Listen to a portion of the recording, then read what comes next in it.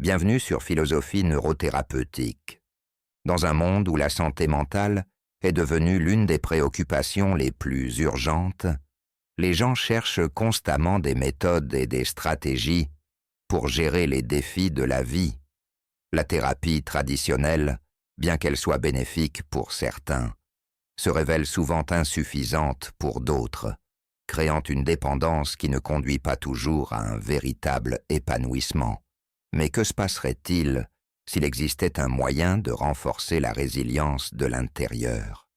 Un moyen de comprendre et de contrôler vos émotions plutôt que de les laisser vous contrôler?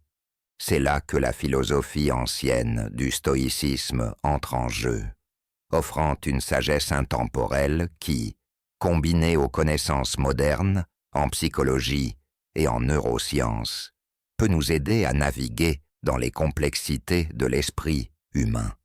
Selon le philosophe stoïcien Épictète, ce n'est pas ce qui t'arrive qui importe, mais comment tu réagis à cela. Cette déclaration, simple mais profonde, constitue le fondement de la pensée stoïcienne, soulignant l'importance de la responsabilité personnelle dans la gestion de nos états mentaux. En essence, le stoïcisme nous enseigne que bien que nous ne puissions pas contrôler les événements extérieurs, nous avons le contrôle de nos perceptions et de nos réactions à ces événements. Ce changement de perspective du contexte extérieur aux réponses internes est crucial lorsqu'il s'agit de traiter la santé mentale. Les stoïciens croyaient que l'esprit est notre outil le plus puissant. Ils soutenaient que, en cultivant la pensée rationnelle et la discipline émotionnelle, nous pouvons atteindre un état de tranquillité ou ataraxie, quel que soit ce que la vie nous réserve. Marc Aurèle, peut-être le plus célèbre des philosophes stoïciens, méditait souvent sur l'inévitabilité de l'adversité. Il a écrit dans ses Pensées pour moi-même: « Tu as pouvoir sur ton esprit, non sur les événements extérieurs. Réalise cela, et tu trouveras la force. » Cette idée est incroyablement pertinente aujourd'hui, surtout à une époque où nous faisons face à un monde de plus en plus incertain et stressant. La psychologie moderne fait écho à ces idées stoïciennes. La thérapie cognitivo-comportementale, ou TCC, qui est l'une des formes de thérapie les plus efficaces aujourd'hui, est enracinée dans les mêmes principes que les stoïciens prônaient il y a plus de 2000 ans. La TCC enseigne que nos pensées influencent directement nos émotions et nos comportements. En identifiant et en remettant en question les schémas de pensée déformés, nous pouvons changer nos réponses émotionnelles et, par conséquent, notre comportement. Cela ressemble remarquablement à la pratique stoïcienne de l'autoréflexion et de l'analyse rationnelle. Par exemple, Épictète enseignait que nous devrions constamment examiner nos pensées et nos croyances, en nous demandant si elles sont en accord avec la réalité ou si elles ne sont que des réactions émotionnelles. Cette pratique de l'auto-examen nous aide à nous détacher des peurs et des angoisses irrationnelles, qui sont souvent la cause principale de la détresse mentale. En remplaçant les croyances irrationnelles par des croyances rationnelles, nous pouvons cultiver un sentiment de paix intérieure et de résilience. Mais comment cela fonctionne-t-il sur un plan neurologique? Les neurosciences nous fournissent des informations fascinantes sur la façon dont le cerveau traite les émotions et comment nous pouvons remodeler nos voies neuronales pour favoriser la résilience mentale. Le cerveau est un organe incroyablement adaptable, capable de changer et d'évoluer en réponse à nos expériences. Ce concept est connu sous le nom de neuroplasticité et il constitue la base de la manière dont les pratiques stoïciennes peuvent conduire à des bénéfices durables pour la santé mentale. Lorsque nous nous engageons dans des pratiques stoïciennes, comme la méditation de pleine conscience et le recadrage cognitif, nous entraînons essentiellement notre cerveau à réagir différemment au stress et à l'adversité. Par exemple, la visualisation négative, un exercice stoïcien où nous imaginons les pires scénarios possibles, peut en réalité aider à réduire l'anxiété. En affrontant nos peurs de manière contrôlée, nous désensibilisons notre cerveau à ces peurs, ce qui nous rend plus résilients face aux défis réels. Les recherches montrent que la méditation régulière et les pratiques de pleine conscience peuvent entraîner des changements structurels dans le cerveau, en particulier dans le cortex préfrontal, qui est responsable de la pensée rationnelle et de la prise de décision. Ces changements améliorent notre capacité à réguler nos émotions, à concentrer notre attention et à maintenir une perspective équilibrée, même face à l'adversité. De plus, le stoïcisme nous enseigne à accepter l'inévitabilité de l'adversité. Les stoïciens croyaient que la souffrance fait partie intégrante de la vie, mais que c'est notre réponse à cette souffrance qui détermine notre bien-être mental et émotionnel. Sénèque, un autre philosophe stoïcien éminent, a beaucoup écrit sur l'importance de se préparer à l'adversité. Il soutenait qu'en se préparant mentalement aux défis potentiels, nous pouvons développer la force émotionnelle nécessaire pour les endurer. Sénèque conseillait « Réserve-toi un certain nombre de jours pendant lesquels tu te contenteras de la nourriture la plus simple et la moins chère, avec des vêtements grossiers et rugueux, en te disant pendant ce temps « Est-ce là la condition que je craignais ?» Cette pratique, connue sous le nom de préméditatio malorum ou préméditation des maux, est conçue pour réduire la peur et l'anxiété en nous familiarisant avec la possibilité de pertes et de difficultés.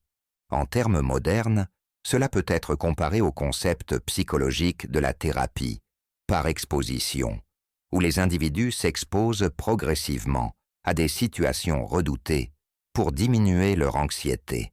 Les stoïciens pratiquaient essentiellement une forme de thérapie par exposition, bien avant qu'elle ne devienne une technique psychologique reconnue. Mais le stoïcisme ne se limite pas à gérer la peur et l'anxiété. Il offre également des perspectives profondes sur la manière de trouver du sens et un but dans la vie, même face à la souffrance. Selon Viktor Frankl, un psychologue qui a survécu aux horreurs de l'Holocauste, lorsque nous ne pouvons plus changer une situation, nous sommes mis au défi de nous changer nous-mêmes. La philosophie de Frankl de trouver du sens dans la souffrance est profondément ancrée dans la pensée stoïcienne. Les stoïciens croyaient que chaque expérience, aussi douloureuse soit-elle, offre une opportunité de croissance. Marc Aurèle écrivait « L'obstacle à l'action fait avancer l'action. Ce qui se dresse sur le chemin devient le chemin. » Cette idée, connue sous le nom de amor fati, ou l'amour du destin, nous encourage à embrasser tout ce que la vie apporte, en voyant les obstacles non pas comme des barrières, mais comme des tremplins vers le développement personnel. Cette mentalité peut être incroyablement libératrice lorsqu'il s'agit de faire face à des problèmes de santé mentale. Au lieu de voir les défis comme des problèmes insurmontables, le stoïcisme nous enseigne à les voir comme des opportunités de croissance. En recadrant notre perspective de cette manière, nous pouvons transformer la souffrance en force et l'adversité en avantage. Les neurosciences soutiennent cette approche en montrant que la manière dont nous percevons le stress peut avoir un impact significatif sur notre santé. Des études ont révélé que les individus qui considèrent le stress comme un défi plutôt que comme une menace ont de meilleurs résultats en matière de santé, tant mentale que physique. Cela s'aligne parfaitement avec l'idée stoïcienne que nos perceptions façonnent notre réalité. Cependant, adopter le stoïcisme ne signifie pas réprimer les émotions ou devenir indifférent aux défis de la vie Il s'agit plutôt de cultiver une vie émotionnelle équilibrée, où nous reconnaissons nos sentiments sans les laisser dicter nos actions. Selon Sénèque, aucun homme n'est plus malheureux que celui qui ne fait jamais face à l'adversité, car il n'est pas autorisé à se prouver lui-même. Dans cette optique, le stoïcisme nous encourage à embrasser l'adversité comme une partie nécessaire de la vie, qui nous permet de développer la résilience, la sagesse et la paix intérieure. En affrontant les défis de front, non seulement nous les surmontons, mais nous en sortons également plus forts. Cette approche ne consiste pas à nier les émotions, mais à les maîtriser, en utilisant la raison et la réflexion pour guider nos réponses, plutôt que d'être submergés par nos sentiments. L'une des pratiques clés du stoïcisme est la réflexion quotidienne, où l'on prend le temps chaque jour de revoir ses actions, ses pensées et ses émotions. Marc Aurèle a écrit « Lorsque tu te lèves le matin, pense à quel privilège c'est d'être en vie, de penser, de ressentir, d'aimer. » Cette pratique de la méditation matinale donne le ton pour la journée, nous ancrant dans la gratitude et le but. À la fin de la journée, une autre réflexion suit, où nous passons en revue ce que nous avons bien fait, ce que nous pourrions améliorer et comment nous avons réagi aux événements de la journée. Ce cycle continu de réflexion et d'ajustement nous aide à rester alignés avec nos valeurs et à progresser dans notre développement émotionnel et mental. D'un point de vue psychologique, cette pratique de la réflexion peut être extrêmement bénéfique. Elle s'aligne avec les concepts modernes d'autosurveillance et de pleine conscience, qui sont tous deux démontrés pour améliorer la santé mentale. En évaluant régulièrement nos pensées et nos actions, nous devenons plus conscients de nos schémas mentaux, nous permettant d'identifier et de changer les comportements négatifs avant qu'ils ne prennent racine. De plus, la pratique de la gratitude, qui est centrale dans la réflexion stoïcienne, a été montrée dans de nombreuses études pour améliorer le bien-être psychologique. La gratitude déplace notre focus de ce qui nous manque à ce que nous avons, cultivant un sentiment de contentement et réduisant les sentiments d'anxiété et de dépression. Neuroscientifiquement, les pratiques de gratitude sont liées à une activité accrue dans le système de récompense du cerveau, créant une boucle de rétroaction positive qui renforce la pensée optimiste et la résilience émotionnelle. En cultivant la gratitude à travers les pratiques stoïciennes, nous pouvons littéralement changer la façon dont notre cerveau traite les émotions, conduisant à un état d'esprit plus positif et résilient. Un autre aspect important du stoïcisme est le concept d'indifférence aux événements extérieurs. Cela ne signifie pas apathie ou détachement de la vie, mais plutôt une reconnaissance que de nombreux aspects de la vie sont hors de notre contrôle. Comme le disait Épictète, certaines choses dépendent de nous, d'autres non. En se concentrant uniquement sur ce que nous pouvons contrôler, nos pensées, nos actions et nos attitudes, nous nous libérons de l'anxiété et de la frustration qui découlent de la tentative de contrôler l'incontrôlable. En termes psychologiques, cela s'aligne avec le concept de locus de contrôle. Les individus ayant un locus de contrôle interne croient qu'ils ont le pouvoir sur leur propre vie, tandis que ceux ayant un locus de contrôle externe croient que leur vie est déterminée par des forces extérieures. Le stoïcisme favorise un locus de contrôle interne, responsabilisant les individus à prendre en charge leur propre bien-être et à concentrer leur énergie sur ce qu'ils peuvent influencer. Ce changement de focus des événements extérieurs aux réponses internes est crucial pour la santé mentale. Il réduit les sentiments d'impuissance et de victimisation qui sont souvent à la racine de l'anxiété et de la dépression. Au lieu de cela, il favorise un sentiment d'autonomie et de maîtrise qui sont essentiels pour le bien-être psychologique. Incorporer les principes stoïciens dans nos vies quotidiennes demande de la pratique et de l'engagement, mais les récompenses sont profondes. En adoptant un état d'esprit stoïcien, nous pouvons construire une base solide de résilience émotionnelle, nous permettant d'affronter les défis de la vie avec grâce et force. Nous apprenons à accepter l'adversité, non comme une malchance, mais comme une opportunité de croissance, et nous développons les outils mentaux nécessaires pour naviguer dans les complexités de la vie avec clarté et un but. Le stoïcisme, lorsqu'il est combiné à la psychologie moderne et aux neurosciences, offre un cadre puissant pour la santé mentale. Il nous enseigne que, bien que nous ne puissions pas toujours contrôler ce qui nous arrive, nous pouvons contrôler la manière dont nous y répondons. En maîtrisant notre esprit, nous gagnons le pouvoir de façonner notre réalité, transformant les obstacles en opportunités et les défis en triomphes. Alors que nous continuons à explorer ces idées, souvenons-nous que le chemin vers la résilience mentale ne consiste pas à éviter l'adversité, mais à l'embrasser comme une partie nécessaire de la vie. En faisant cela, nous pouvons cultiver une force intérieure inébranlable qui nous permet de prospérer, peu importe ce que la vie nous réserve. C'est là l'essence du stoïcisme, transformer la souffrance en force et l'adversité en avantage. C'est une philosophie, non seulement pour l'esprit, mais pour la vie elle-même. Dans notre quête, pour construire une immunité émotionnelle grâce au stoïcisme, il est essentiel de comprendre que les stoïciens ne considéraient pas l'adversité comme quelque chose à tolérer seulement. Ils la voyaient comme un ingrédient nécessaire pour la croissance et l'amélioration de soi.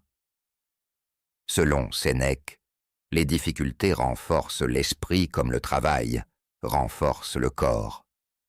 Cette perspective ne concerne pas seulement la capacité à endurer les épreuves, mais également la volonté de les chercher activement, comme des opportunités de cultiver la vertu et la résilience. Sénèque, dans ses écrits, a souvent mis l'accent sur l'idée que c'est l'adversité qui forme et affine notre caractère. Il croyait que sans défi, nous ne pourrions jamais vraiment comprendre notre propre force, ni développer les vertus qui nous définissent en tant qu'individus. Il écrivait « Le feu éprouve l'or, l'adversité éprouve les braves ». Cette métaphore du feu raffermissant l'or illustre parfaitement la vision stoïcienne selon laquelle les épreuves de la vie sont le creuset dans lequel se forge notre meilleur moi. Mais qu'est-ce que cela signifie concrètement? Comment pouvons-nous appliquer cette sagesse ancienne aux défis modernes en matière de santé mentale? La réponse réside dans notre façon de percevoir et de répondre au stress. La psychologie moderne nous dit que le stress n'est pas intrinsèquement nocif. C'est plutôt notre perception du stress qui détermine son impact sur notre santé et notre bien-être.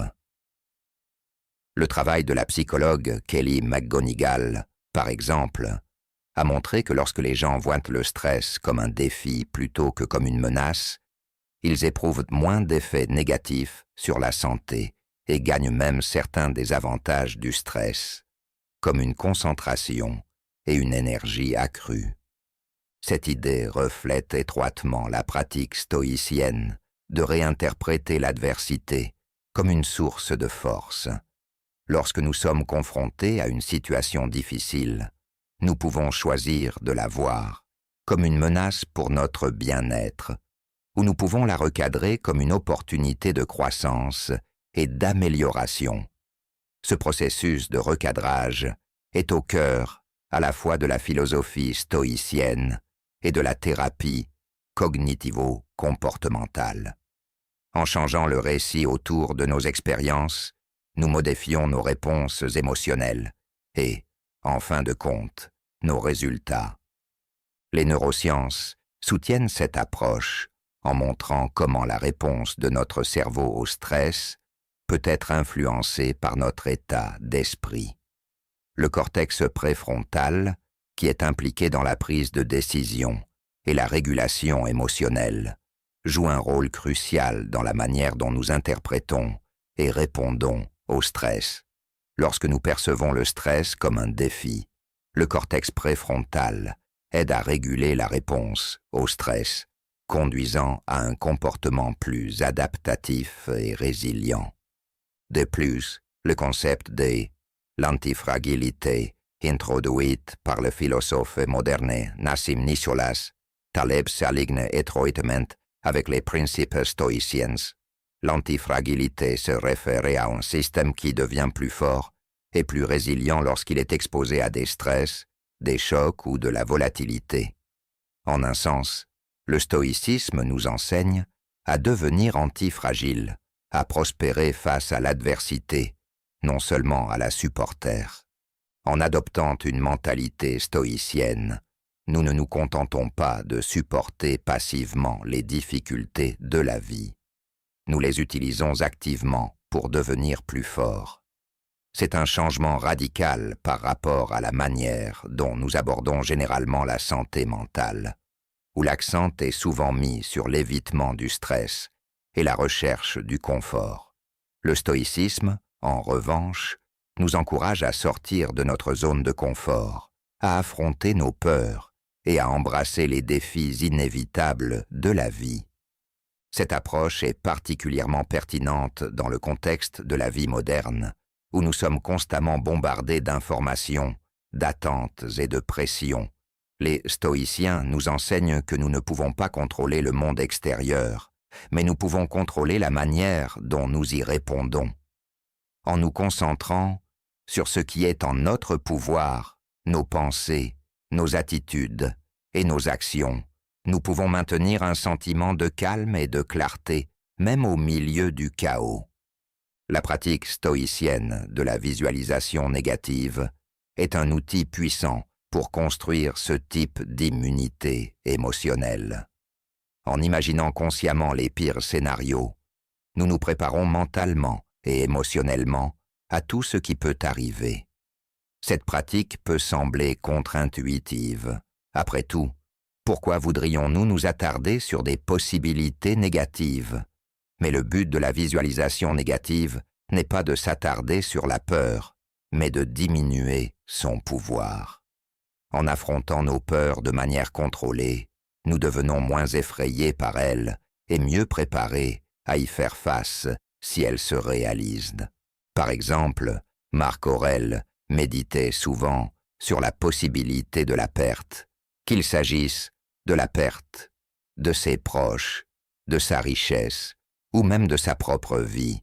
Il croyait qu'en contemplant ces possibilités, il pouvait cultiver un sens du détachement et de la résilience, lui permettant d'affronter tout ce qui arrivait avec équanimité.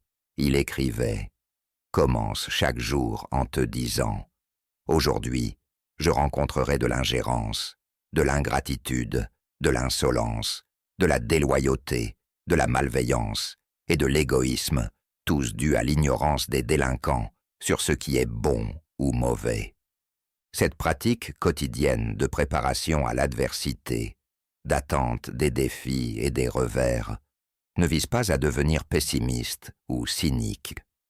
Elle consiste plutôt à développer une vision réaliste de la vie, qui reconnaît la présence de l'adversité et nous prépare à la rencontrer avec force et dignité.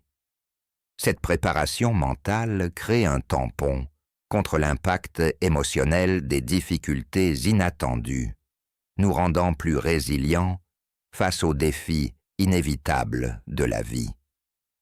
D'un point de vue psychologique, cela peut être comparé au concept de thérapie par exposition, où les individus sont progressivement exposés à leur peur dans un environnement sûr et contrôlé, réduisant leur anxiété au fil du temps. La visualisation négative fonctionne sur un principe similaire, en réduisant la peur de la perte ou des difficultés potentielles grâce à une répétition mentale. En imaginant et en acceptant la possibilité de perte, nous diminuons son pouvoir de nous causer de la détresse. Neuroscientifiquement, cette pratique peut modifier la façon dont notre cerveau réagit à la peur et au stress. Des études ont montré que l'exposition régulière à des situations redoutées peut diminuer l'activité de l'amygdale, la partie du cerveau responsable de la réponse de lutte ou de fuite. Cette réduction de l'activité de l'amygdale est associée à une diminution de la réponse de peur et à une régulation émotionnelle accrue, qui sont tous deux des éléments essentiels de la résilience stoïcienne. De plus, le stoïcisme nous enseigne l'importance de nous concentrer sur ce que nous pouvons contrôler et de lâcher prise sur ce que nous ne pouvons pas. Ce principe est central pour maintenir la santé mentale, car une grande partie de notre anxiété et de notre stress provient de la tentative de contrôler l'incontrôlable. Selon Épictète, le bonheur et la liberté commencent par une compréhension claire d'un principe. Certaines choses dépendent de nous, d'autres non. En internalisant ce principe, nous pouvons réduire le stress inutile et concentrer notre énergie sur ce qui compte vraiment, nos propres pensées et actions. Ce focus sur le contrôle interne est étroitement lié au concept de locus de contrôle en psychologie. Les individus ayant un locus de contrôle interne croient qu'ils ont le pouvoir d'influencer leur propre vie par leurs choix et actions, tandis que ceux ayant un locus de contrôle externe croient que leur vie est déterminée par des forces extérieures au-delà de leur contrôle. Le stoïcisme favorise un locus de contrôle interne, nous encourageant à prendre la responsabilité de notre propre bien-être et à nous concentrer sur ce que nous pouvons changer. Cet état d'esprit est crucial pour la santé mentale, car il nous permet de prendre des mesures proactives pour gérer nos émotions et nos réponses, plutôt que de nous sentir impuissants ou victimes des circonstances. En cultivant un locus de contrôle interne, nous devenons plus résilients, plus adaptables et mieux équipés pour gérer les défis de la vie. Le stoïcisme met également l'accent sur l'importance de vivre en accord avec la nature, ce qui signifie aligner nos vies avec l'ordre naturel des choses et accepter le monde tel qu'il est, plutôt que tel que nous voudrions qu'il soit. Cette acceptation ne signifie pas résignation ou passivité, mais plutôt compréhension que la vie est régie par des forces au-delà de notre contrôle et que la paix véritable vient de l'acceptation de cette réalité. Marc Aurèle écrivait « Adapte-toi aux choses auxquelles ton lot t'a assigné et aime sincèrement les créatures avec lesquelles le destin a ordonné que tu vives. » Cette acceptation du destin, ou amor fati, est un principe stoïcien central qui nous enseigne à aimer notre destin, quoi qu'il puisse apporter. En embrassant l'inévitabilité de l'adversité et l'impermanence de toute chose, nous cultivons un sentiment de paix intérieure et de résilience qui n'est pas facilement ébranlé par les hauts et les bas de la vie. Les neurosciences soutiennent les bienfaits de l'acceptation et de la pleine conscience, montrant que les pratiques qui favorisent l'acceptation et la conscience sans jugement peuvent réduire le stress, l'anxiété et la dépression. Ces pratiques, qui sont profondément enracinées dans la philosophie stoïcienne, aident à reconfigurer la réponse du cerveau aux stimuli négatifs, favorisant un état émotionnel plus équilibré et plus résilient.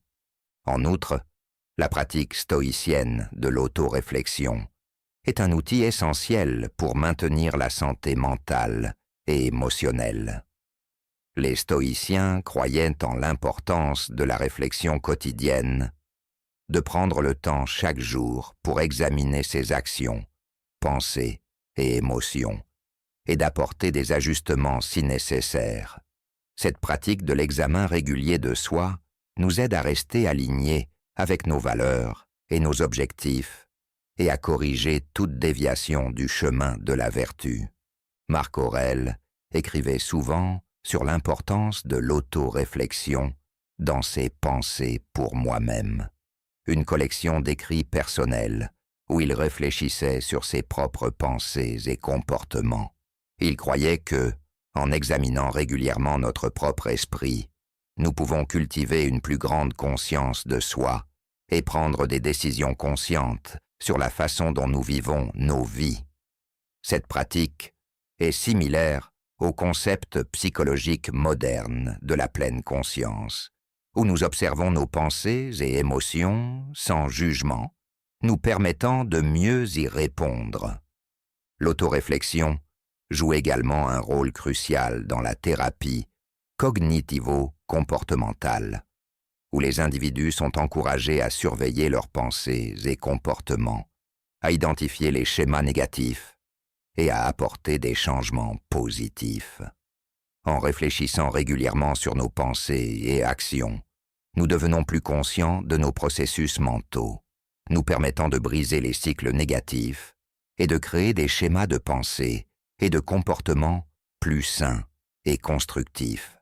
Incorporer l'autoréflexion dans notre routine quotidienne nous aide à rester ancrés, concentrés et alignés avec nos valeurs. Cela nous permet de nous améliorer continuellement, d'apprendre de nos expériences et de grandir en tant qu'individu. Ce processus continu d'examen de soi est essentiel pour maintenir la santé mentale et émotionnelle, car il nous garde en phase avec notre monde intérieur et nous aide à naviguer dans les défis de la vie avec sagesse et grâce.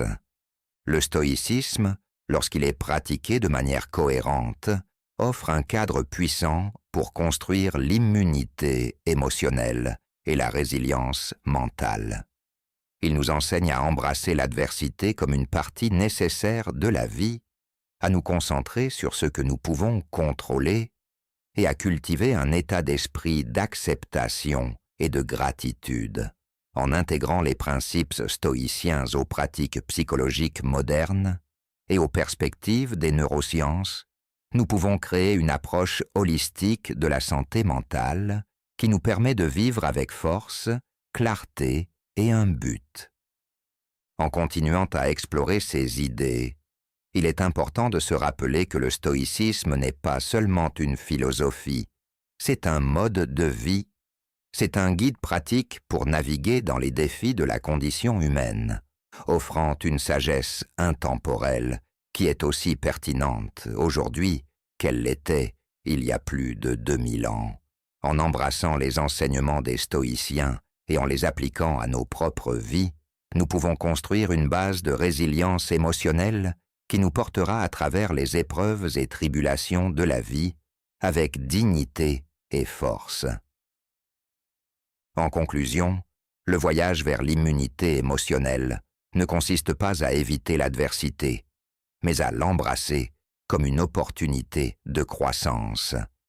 En cultivant un état d'esprit stoïcien, nous pouvons transformer notre approche de la santé mentale, en passant d'une posture réactive à une posture proactive où nous prenons la responsabilité de notre propre bien-être et développons les outils nécessaires pour prospérer face aux défis de la vie. C'est l'essence du stoïcisme, une philosophie qui nous permet de nous élever au-dessus de nos circonstances et de vivre avec courage, sagesse et paix intérieure, alors que nous continuons à explorer les enseignements profonds du stoïcisme et leur pertinence pour la santé mentale. Il est crucial de reconnaître que cette philosophie ne consiste pas seulement à endurer l'adversité. Il s'agit de prospérer face à celle-ci. Les stoïciens croyaient que la véritable mesure du caractère d'une personne réside dans sa réponse aux défis inévitables de la vie. Cette perspective est essentielle pour la santé mentale, car elle déplace le focus de l'évitement des difficultés vers le développement de la résilience pour les surmonter. L'un des outils les plus puissants que les stoïciens nous offrent est le concept de l'amor fati, ou l'amour du destin. Cette idée, profondément ancrée dans la philosophie stoïcienne, nous encourage à embrasser tout ce qui arrive dans nos vies, tant les bons que les mauvais, comme des parties nécessaires de notre voyage.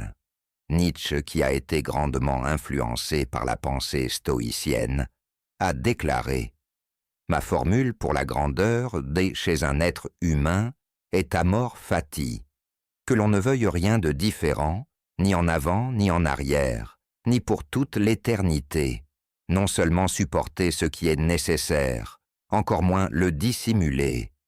Tout idéalisme est mensonge en face de ce qui est nécessaire, mais l'aimer. » L'amor fati est plus qu'une simple acceptation. C'est une embrassade active de tout ce que la vie apporte, en reconnaissant que chaque expérience contribue à notre croissance et à notre développement. Cet état d'esprit est particulièrement pertinent dans le contexte de la santé mentale, car il transforme notre relation avec l'adversité. Au lieu de voir les défis comme des reculs, nous apprenons à les voir comme des opportunités de développer des vertus comme la patience, le courage et la sagesse. D'un point de vue psychologique, l'amor fati s'aligne étroitement avec le concept de croissance post-traumatique. La croissance post-traumatique se réfère au changement psychologique positif qui se produit à la suite de luttes avec des circonstances de vie extrêmement difficiles. Bien que le traumatisme puisse sans aucun doute causer une détresse significative, de nombreuses personnes émergent de ces expériences avec une plus grande appréciation de la vie, des relations plus solides et un sens plus profond du but. Cette idée résonne avec la croyance stoïcienne que l'adversité n'est pas seulement quelque chose à endurer, mais quelque chose qui peut conduire à une transformation personnelle profonde. Les neurosciences soutiennent également l'idée que la manière dont nous interprétons et répondons aux défis de la vie peut influencer la plasticité de notre cerveau. Lorsque nous embrassons l'adversité avec une attitude d'amor fati, nous engageons le système dopaminergique du cerveau, qui est impliqué dans la motivation, la récompense et l'apprentissage.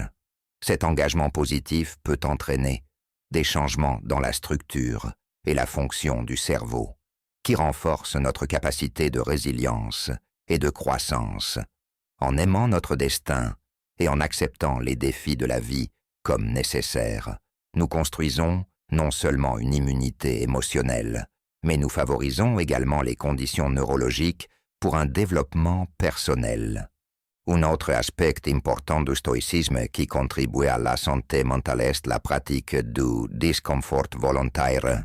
Les stoïciens croyaient que, en nous exposant intentionnellement à l'inconfort et aux difficultés, nous pouvons développer la force et la résilience nécessaires pour affronter les difficultés inévitables de la vie.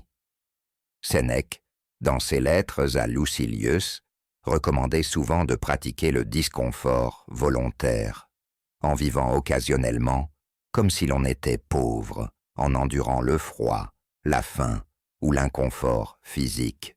Il écrivait « Réserve-toi un certain nombre de jours pendant lesquels tu te contenteras de la nourriture la plus simple et la moins chère, avec des vêtements grossiers et rugueux, en te disant pendant ce temps « Est-ce là la condition que je craignais ?» Cette pratique ne concerne pas l'auto-punition, mais la préparation de l'esprit et du corps à l'adversité. En embrassant volontairement l'inconfort, nous réduisons notre peur de celui-ci et augmentons notre tolérance à celui-ci. Ce concept a des parallèles directs dans les pratiques psychologiques modernes, telles que la formation à l'inoculation du stress, qui consiste à exposer progressivement les individus à des stress dans un environnement contrôlé pour renforcer leur résilience. Le CIT est couramment utilisé dans les contextes thérapeutiques pour aider les individus à développer des compétences d'adaptation qu'ils peuvent appliquer dans des situations réelles. Neuroscientifiquement, la pratique du disconfort volontaire engage le cortex préfrontal et le cortex cingulaire antérieur, ACC, tous deux impliqués dans la prise de décision, le contrôle de soi et la régulation émotionnelle. En nous exposant régulièrement à l'inconfort, nous renforçons ces zones du cerveau, améliorant ainsi notre capacité à gérer le stress et à maintenir une stabilité émotionnelle. Ce processus est semblable à la construction d'un muscle mental. Tout comme l'exercice physique renforce le corps, le disconfort volontaire renforce l'esprit. Le stoïcisme nous enseigne également l'importance de la communauté et des liens sociaux pour maintenir une bonne santé mentale. Bien que le stoïcisme mette l'accent sur l'autonomie et la responsabilité personnelle, il reconnaît également que les êtres humains sont intrinsèquement sociaux et prospèrent dans des communautés de soutien. Marc Aurèle écrivait abondamment sur l'importance de contribuer au bien commun et de maintenir des relations harmonieuses avec les autres. Il croyait qu'en servant les autres et en remplissant nos devoirs sociaux, nous nous alignions sur l'ordre rationnel de l'univers, atteignant ainsi la paix intérieure. Cet accent mis sur la communauté est soutenu par la psychologie moderne, qui souligne l'importance du soutien social pour la santé mentale. Les recherches ont montré de manière constante que les individus ayant de solides liens sociaux sont moins susceptibles de souffrir de dépression, d'anxiété et d'autres problèmes de santé mentale. Le soutien social constitue un tampon contre le stress et aide les individus à faire face plus efficacement aux défis de la vie. En cultivant des relations basées sur le respect mutuel, la gentillesse et des valeurs partagées, nous créons un réseau de soutien qui renforce notre résilience émotionnelle. Les neurosciences soulignent également l'importance des connexions sociales pour la santé mentale. Le système oxytocinergique du cerveau joue un rôle crucial dans les liens sociaux et les interactions sociales. L'ocytocine, souvent appelée l'hormone de l'amour, favorise des sentiments de confiance, d'empathie et de lien social. Lorsque nous engageons dans des interactions sociales positives, notre cerveau libère de l'ocytocine, ce qui réduit le stress et favorise un sentiment de bien-être. En cultivant des connexions sociales fortes, nous engageons ce système neurochimique, améliorant ainsi la santé mentale et la résilience émotionnelle. En plus de ces pratiques, les stoïciens mettaient également l'accent sur l'importance de la réflexion quotidienne pour maintenir un équilibre mental et émotionnel. La pratique du journal intime, que Marc Aurèle exemplifiait dans ses « Pensées pour moi-même », est un outil puissant pour l'auto-examen et la croissance personnelle. En réfléchissant à nos pensées, actions et expériences chaque jour, nous gagnons une perspective sur nos forces et nos faiblesses, et nous pouvons apporter des ajustements pour nous aligner plus étroitement avec nos valeurs. Cette pratique de la réflexion quotidienne est reflétée dans les approches thérapeutiques modernes telles que la thérapie cognitivo-comportementale, TCC, et la thérapie cognitive basée sur la pleine conscience, MBCT, qui encouragent toutes deux l'autosurveillance et la réflexion régulière comme moyen d'améliorer la santé mentale. En tenant un journal ou en s'engageant dans une méditation quotidienne, nous devenons plus conscients de nos schémas de pensée, émotions et comportements, ce qui nous permet d'identifier et de changer ceux qui ne nous servent pas bien. Neuroscientifiquement, la pratique du journal et de la réflexion active le réseau du mode par défaut, DMN, du cerveau, qui est impliqué dans la pensée autoréférentielle et le traitement des expériences personnelles. Engager le DMN à travers la réflexion régulière aide à intégrer nos expériences dans un récit cohérent, favorisant un sentiment de compréhension de soi et de stabilité émotionnelle. Ce processus est essentiel pour maintenir la santé mentale, car il nous permet de traiter et de donner un sens à nos expériences, conduisant à une résilience psychologique accrue. Une autre pratique stoïcienne qui est profondément pertinente pour la santé mentale est la culture du memento mori, ou la contemplation de la mort. Les stoïciens croyaient que contempler régulièrement sa mortalité était essentiel pour mener une vie significative et vertueuse. Comme l'écrivait Sénèque, « Préparons nos esprits comme si nous étions arrivés à la fin de la vie. Ne remettons rien à plus tard. Soldons les comptes de la vie chaque jour. Celui qui met la touche finale à sa vie chaque jour n'est jamais à court de temps. » Le memento mori ne consiste pas à se morfondre sur la mort, mais à utiliser la conscience de la mortalité comme un moteur pour vivre pleinement et vertueusement. En gardant à l'esprit l'inévitabilité de la mort, nous nous rappelons la nature éphémère de la vie et l'importance de tirer le meilleur parti de notre temps. Cette perspective nous encourage à nous concentrer sur ce qui compte vraiment et à lâcher prise sur les préoccupations triviales. D'un point de vue psychologique, le memento mori peut être considéré comme une forme de réflexion existentielle qui a été démontrée pour améliorer le bien-être en favorisant un sens plus profond du sens et du but dans la vie. Lorsque nous reconnaissons notre mortalité, nous sommes plus susceptibles de prioriser nos valeurs et nos objectifs, ce qui conduit à une plus grande satisfaction de la vie et à une réduction de l'anxiété. Cette pratique nous aide à confronter la peur de la mort et à vivre avec plus d'intention et de clarté. Neuroscientifiquement, contempler la mortalité peut activer l'insula du cerveau, une région impliquée dans la conscience de soi et le traitement des émotions. En engageant dans le memento mori, nous intégrons notre compréhension de l'impermanence de la vie, favorisant la résilience émotionnelle et réduisant l'anxiété existentielle. En contemplant régulièrement la mort, nous devenons plus à l'aise avec l'idée d'impermanence, ce qui nous permet de vivre plus pleinement dans le moment présent. L'accent mis par les stoïciens sur le fait de vivre en accord avec la nature a également des implications profondes pour la santé mentale.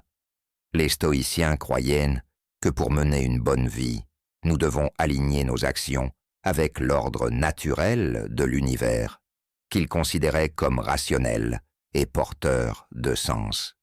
Cette idée est étroitement liée au concept moderne de vivre authentiquement, qui consiste à vivre de manière cohérente avec ses valeurs, son but et sa nature. L'authenticité est un élément clé de la santé mentale, car elle favorise un sentiment de cohérence et d'intégrité dans sa vie. Lorsque nous vivons authentiquement, nous éprouvons moins de conflits internes et un plus grand bien-être psychologique. Les stoïciens comprenaient que vivre en accord avec la nature signifie accepter le monde tel qu'il est, plutôt que tel que nous voudrions qu'il soit, et s'efforcer d'agir de manière cohérente avec notre nature rationnelle. Les neurosciences soutiennent les bienfaits de vivre authentiquement. Des études ont montré que les individus qui vivent en alignement avec leurs valeurs et leurs buts montrent une activation accrue dans le cortex préfrontal ventromédian, VMPFC, du cerveau, qui est impliqué dans la prise de décision et les jugements basés sur les valeurs. Cette activation est associée à une régulation émotionnelle accrue et à une plus grande clarté mentale, conduisant à un meilleur bien-être général, en vivant authentiquement et en accord avec. La nature nous engageons les voies neuronales qui soutiennent un état émotionnel équilibré et résilient. Incorporer ces principes stoïciens dans nos vies quotidiennes peut avoir un impact transformateur sur notre santé mentale. En embrassant l'amor fati, en pratiquant l'inconfort volontaire, en cultivant des connexions sociales, en engageant dans la réflexion quotidienne, en contemplant la mortalité et en vivant authentiquement, nous construisons une base solide pour l'immunité émotionnelle et la résilience. Ces pratiques, lorsqu'elles sont combinées avec des perspectives psychologiques modernes et des recherches neuroscientifiques, offrent une approche holistique de la santé mentale qui nous permet de prospérer face aux défis de la vie. Le stoïcisme n'est pas seulement une philosophie pour l'esprit, c'est un guide pratique pour vivre une vie épanouissante et significative. Il nous enseigne que, bien que nous ne puissions pas contrôler ce qui nous arrive, nous pouvons contrôler la manière dont nous y répondons. En cultivant un état d'esprit stoïcien, nous développons les outils mentaux nécessaires pour naviguer dans les complexités de la vie avec grâce et force. C'est le véritable pouvoir du stoïcisme, une philosophie qui nous permet de nous élever au-dessus de nos circonstances, d'embrasser l'adversité comme une opportunité de croissance et de vivre avec courage, sagesse et paix intérieure. Alors que nous concluons cette exploration du stoïcisme et de l'immunité émotionnelle, il est essentiel de réfléchir à la manière dont ces principes anciens peuvent être appliqués dans notre vie quotidienne. Le stoïcisme, au fond, est une sagesse pratique, une sagesse qui peut nous guider à travers les défis de la vie et nous aider à cultiver un esprit résilient et équilibré. L'un des aspects les plus actionnables du stoïcisme est la pratique de rituels quotidiens qui renforcent ces principes. Ces rituels, bien que simples, peuvent avoir un impact profond sur notre santé mentale et notre bien-être.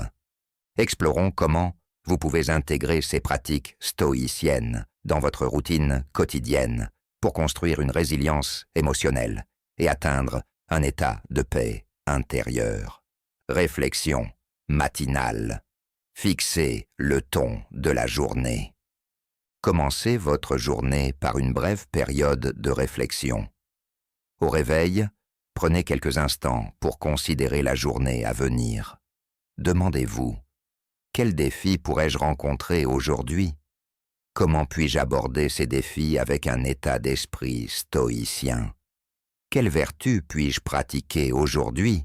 La patience, le courage, la sagesse ou la justice?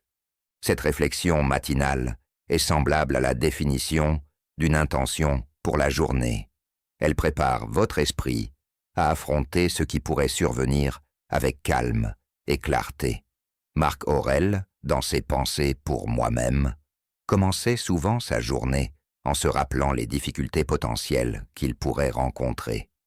Il voyait cela comme un moyen de fortifier son esprit contre les perturbations de la journée, lui permettant de maintenir son calme et sa concentration.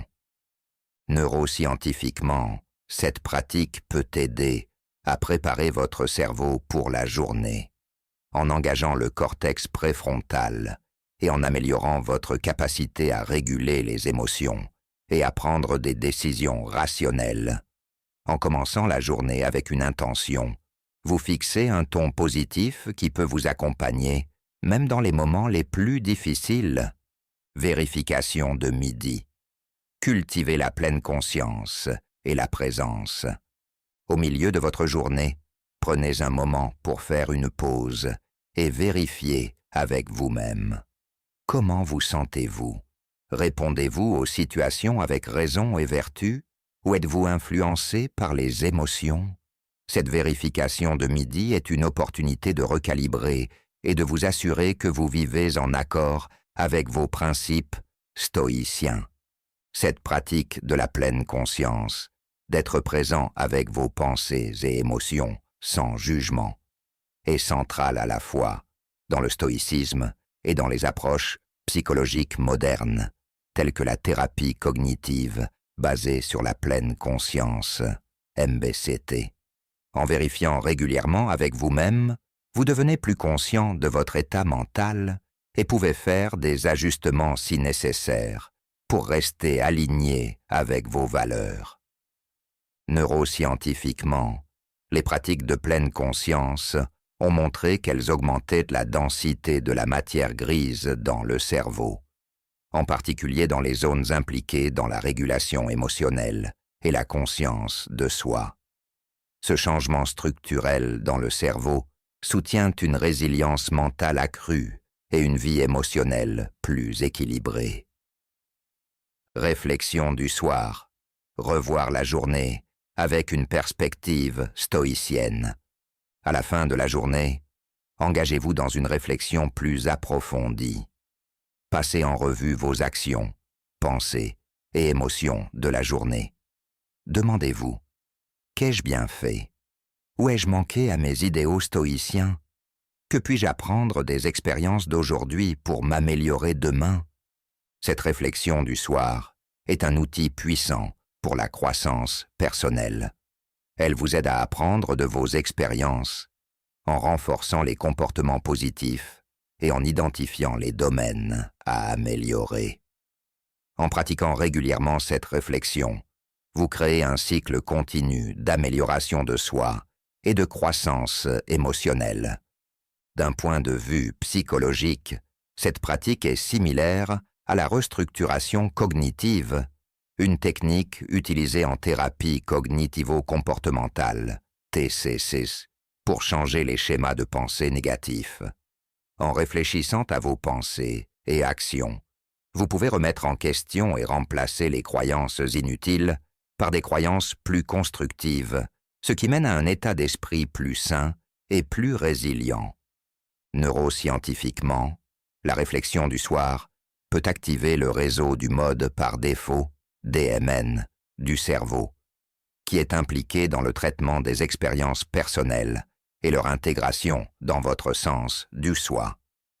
Ce processus est crucial pour la stabilité émotionnelle et la compréhension de soi, vous aidant à construire un cadre mental cohérent et résilient. Pratique de la gratitude. Favoriser un état d'esprit positif. La gratitude est une pratique centrale dans le stoïcisme et joue un rôle crucial dans la construction de l'immunité émotionnelle. Les stoïciens croyaient en l'appréciation du moment présent et en la reconnaissance de ce que nous avons, plutôt que de nous attarder sur ce qui nous manque. Cette pratique de la gratitude aide à déplacer notre focus des pensées négatives vers les pensées positives, favorisant un état d'esprit plus optimiste et résilient.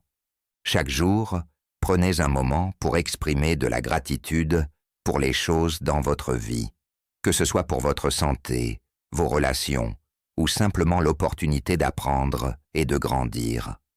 Cette pratique améliore non seulement votre humeur, mais renforce également votre résilience émotionnelle, rendant plus facile la gestion des défis.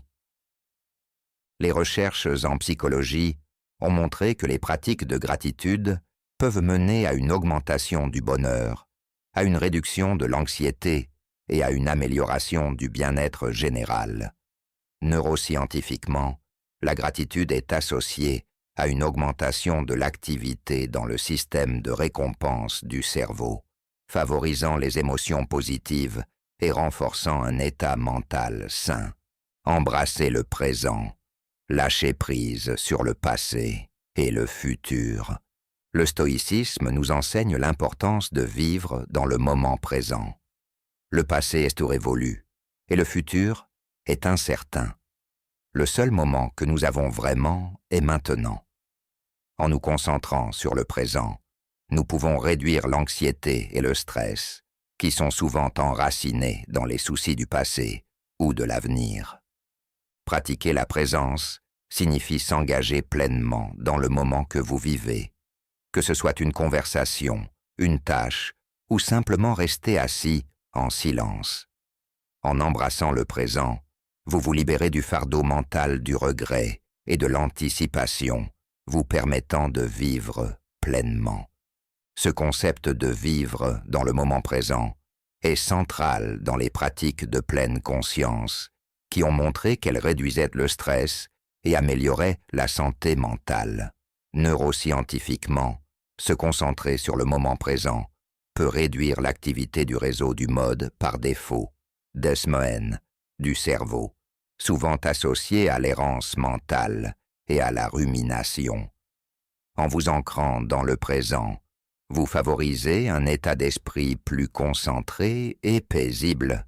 Construire la résilience émotionnelle. L'approche stoïcienne de l'adversité. Enfin, souvenez-vous que le stoïcisme consiste fondamentalement à construire la résilience. La vie présentera inévitablement des défis, mais avec un état d'esprit stoïcien, vous pouvez affronter ces défis avec force et équanimité, en pratiquant régulièrement les principes du stoïcisme, l'acceptation, la gratitude, la pleine conscience et la réflexion. Vous construisez la résilience émotionnelle nécessaire pour naviguer dans les difficultés de la vie avec grâce. La résilience ne consiste pas à éviter la douleur ou l'inconfort. Il s'agit de développer la capacité d'endurer et de grandir à partir de cela. Les stoïciens comprenaient que l'adversité n'est pas quelque chose à craindre, mais quelque chose à embrasser comme un catalyseur de croissance. En adoptant cet état d'esprit, vous pouvez transformer votre approche de la santé mentale, en vous concentrant non sur ce que vous ne pouvez pas contrôler, mais sur ce que vous pouvez, votre propre esprit. Conclusion, un chemin vers la paix intérieure et la force. En conclusion de cet épisode, je vous encourage à intégrer ces pratiques stoïciennes dans votre vie quotidienne. Commencez petit, peut-être avec une réflexion matinale ou une révision du soir, et intégrez progressivement plus de pratiques à mesure que vous vous y sentirez à l'aise. Rappelez-vous que l'objectif du stoïcisme n'est pas la perfection, mais le progrès. Chaque jour est une opportunité de grandir, d'apprendre et de devenir une meilleure version de vous-même. Le stoïcisme offre un cadre intemporel et puissant pour construire l'immunité émotionnelle et la résilience. En combinant ces principes anciens avec les perspectives psychologiques modernes et les recherches neuroscientifiques, vous pouvez créer une approche holistique de la santé mentale qui vous permet de prospérer face aux défis de la vie. Merci de m'avoir rejoint dans ce voyage à travers le stoïcisme et l'immunité émotionnelle. J'espère que vous avez trouvé cette exploration instructive et stimulante. Rappelez-vous, le pouvoir de changer votre vie réside en vous. En maîtrisant votre esprit, vous pouvez façonner votre réalité et vivre avec courage, sagesse et paix intérieure. Si vous avez apprécié cet épisode, veuillez vous abonner à la chaîne, le partager avec d'autres qui pourraient en bénéficier, et laisser un commentaire avec vos pensées ou questions. J'ai hâte de continuer ce voyage avec vous alors que nous explorons davantage de moyens pour renforcer notre esprit et construire une vie de sens et de résilience. Le savoir est le pouvoir, mais la sagesse est de savoir comment l'utiliser. Je vous remercie.